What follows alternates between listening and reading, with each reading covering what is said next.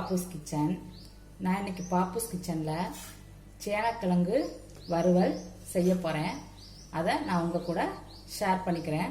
இந்த சேனக்கிழங்கு வறுவல் ஃபிஷ் ஃப்ரைக்கு ஈக்குவலாக இருக்கும். உங்களுக்கு மீன் சாப்பிடணும் அப்படின்னு தோணுச்சுன்னா நீங்கள் இந்த மாதிரி சேனக்கிழங்கு வறுத்து சாப்பிட்லாம்.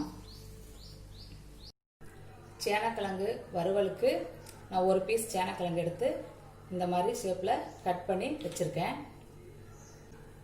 இதுக்கு தேவையான பொருட்களை சொல்கிறேன். மல்லித்தூள் 2 ஸ்பூன், மிளகாத்தூள் 1½ ஸ்பூன், இஞ்சி பூண்டு பேஸ்ட்டு 1 ஸ்பூன்,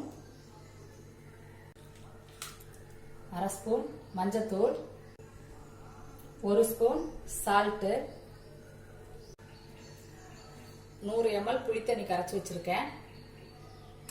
நெல்லிக்காய் சைஸ் புளி எடுத்தால் போதும். இது தேவையான அளவு நான் ஊற்றிக்கிறேன்.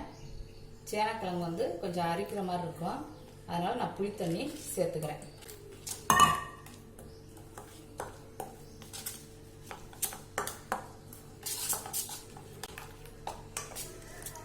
நல்லா மிக்ஸ் பண்ணியாச்சு. இப்போ நான் சேனக்கிழங்க ஆட் பண்ணுறேன்.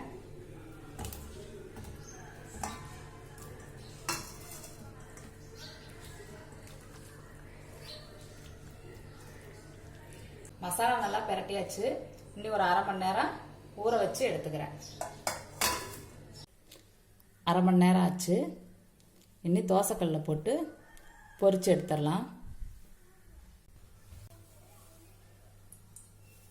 3 ஸ்பூன் எண்ணெய் விட்டுக்கிறேங்க. லோ ஃப்ளேமில் இருக்கட்டும்.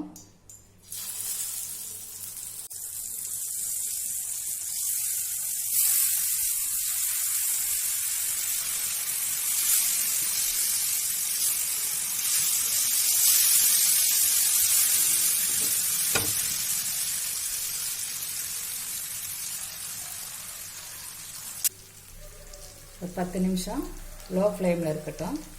அப்புறம் 10 நிமிஷம் கழித்து பிரட்டி போட்டுடலாம்.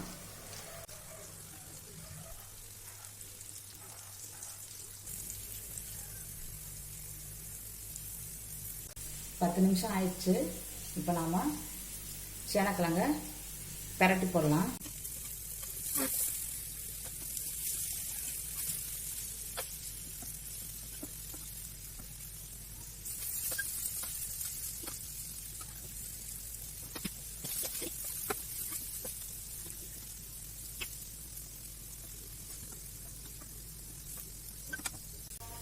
பத்து நிமிஷம் ஆயிடுச்சு.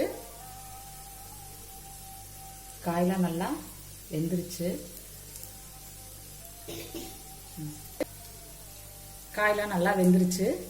இப்போ அடுப்பை ஆஃப் பண்ணிக்கலாம்.